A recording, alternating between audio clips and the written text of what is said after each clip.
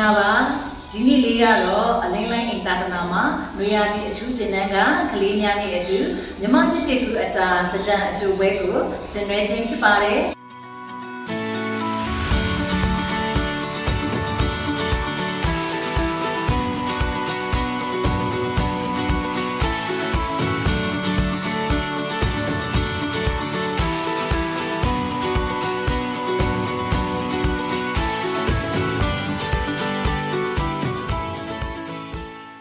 ထဲမှာပဲအလင်းလိုင်းတာကနာမှာလူရည်ထူးတင်တန်းကကလေးများကိုသခင်ယေရှုနဲ့မိတ်ဆက်ခြင်းအစီအစဉ်လေးလည်းဖြစ်ပါတယ်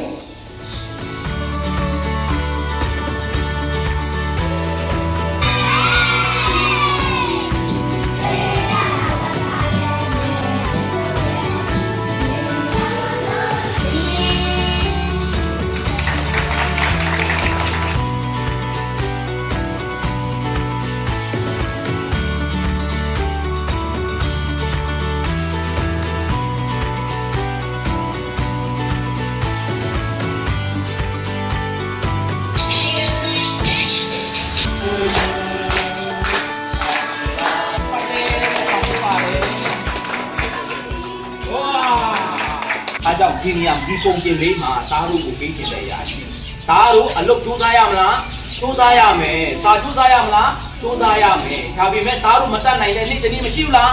ရှိပါတယ်လေ့ကျင့်ပုံတိုင်းလားခံနိုင်လားမခံနိုင်ဘူးငလင်တာခံနိုင်လားမခံနိုင်ဘူးဒီချိတာခံနိုင်လားမခံနိုင်ဘူးမတတ်နိုင်တဲ့အဆုံးမှာ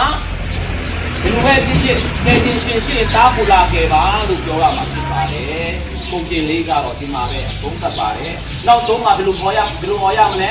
ကဲတင်ရှင်ရှင်လာခဲ့ပါလို့ခေါ်ပါဒီပြင်ပါတယ်သားလို့ဒီလိုရောက်စီတိုင်းကာယကွာဉာဏ်ကွာ